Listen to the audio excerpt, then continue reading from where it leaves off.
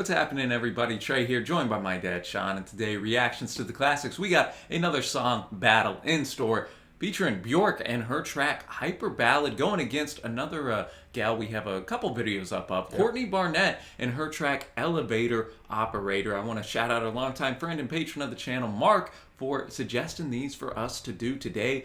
Dad, we will kick it off, though, with Bjork's Hyperballad from her very acclaimed record Post in my birth year, 1995. That's right. Great year. Fourth single, top 10 in the UK, of course written by Bjork. The lyrical content discusses a dream that she experienced in which she wakes early before her lover and throws small objects off a cliff, watching them smash. She imagines her body in their place, which makes her feel better about returning to her safe home in the arms of her lover. She stated that, quote, "I feel that words can have a mysticism or a hidden meaning. On Hyperballad, the idea that I'm throwing car parts from a cliff is about getting out my frustrations." I've never tried that, to get out my frustration. There's no cliffs around here in the DFW area. But she also said, I guess, that the song is about when you're in a relationship. It's going really well and you're really happy, and maybe you have given up parts of yourself. To fall in love and be in a relationship for a long time is like giving a lot of parts of you away, because the relationship becomes more important than you as individuals. It's a bit of a tricky balance. I think everyone in a relationship needs to know not to forget themselves. It's some wisdom. No, it is, man. I always like reading the Bjork quotes, and this had quite a bit of acclaim. NME listed the song as the 69th best song of the 90s. Pitchfork had it at 11 on their list of the top tracks of the 90s as well. So with that acclaim, man, I'm looking forward to this. As always, we have the lyrics pulled up, and after that, we'll go into the Courtney Barnett song.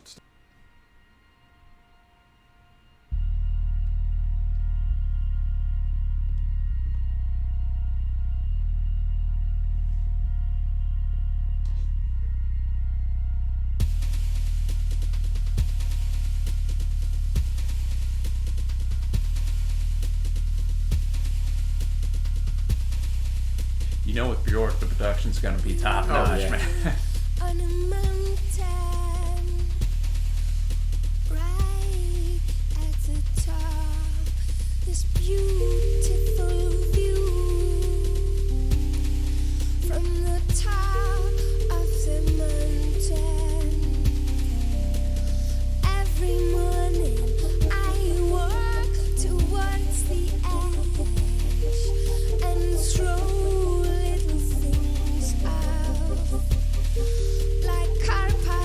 bottles and cutlery, or whatever I find lying around. It's become a habit, a way to start the day. I go through all this before you wake up, so I can feel happier to be safe again with you. I go through all this before you wake up, so I can feel happier to be safe again with you.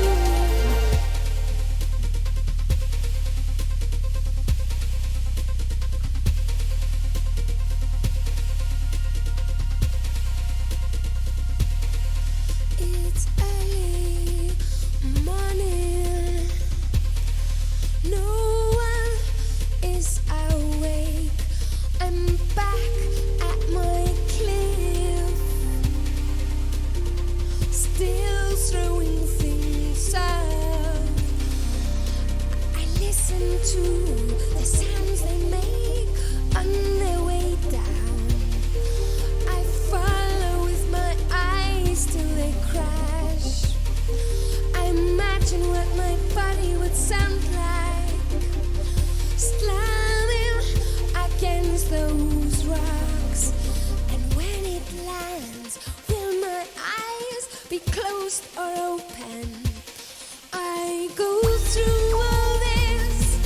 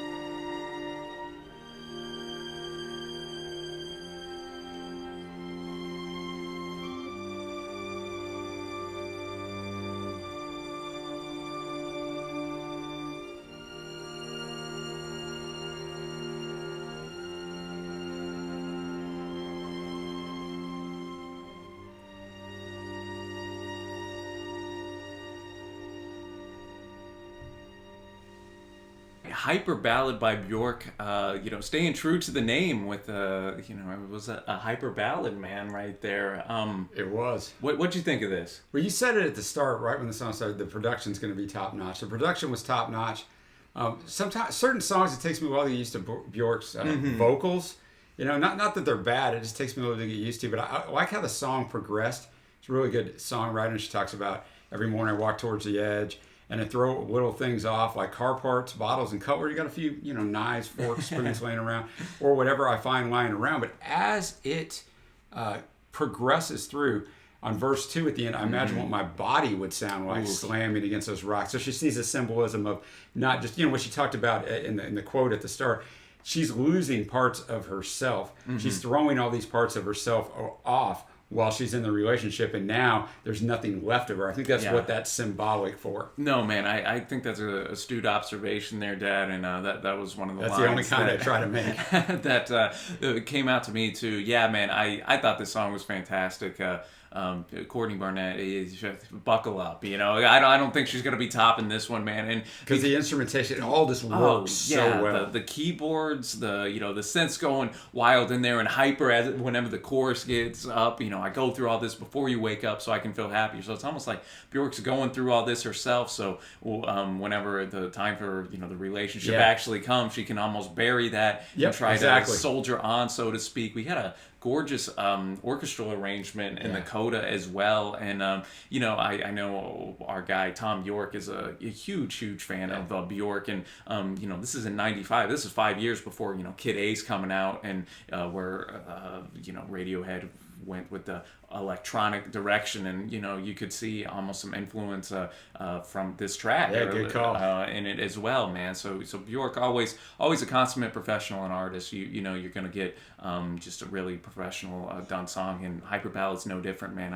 I can see why it has that acclaim, but we're gonna see what Courtney has in store, man, on the track Elevator Operator from the record. Sometimes I sit and think, and sometimes I just sit. I know the track Pedestrian at Best off here, which is really good, and there's a couple others that I've heard on live streams, and that we have up. I think Kim's Caravan is another one, but yeah, Elevator Operator, the opener to this record. She's got 3 studio records with a new one releasing real soon as well. So she had some EPs before this album, and this album received widespread acclaim, many award nominations.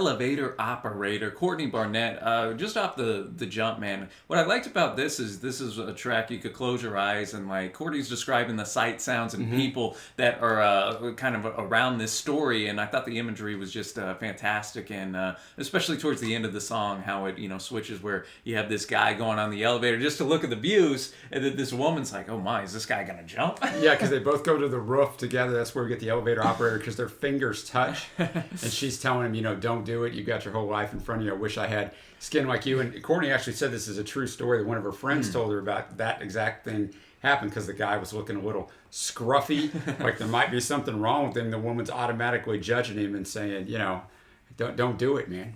No, man, and this one too, just about 3 minutes long, packs in a lot of of lyricism in there, and kind of has kind of a bit of that rougher kind of guitar sound. The rhythm section very prominent, a bit of almost a little punk or post-punky type of roots in here as well, and Courtney's got a unique delivery kind of as well. A little bit of her accent comes through. Just I like that. Just a bit, and very kind of unique and authentic to yourself. Not everybody trying to do what's in vogue and popular and all that. And I think, like you said, that kind of gives her a bit of a uniqueness. And I just thought the chorus, especially too when it ramped up, was quite impressive, and a good way to start the record, I think, too. Yeah, I agree, and though I think it's a really good song.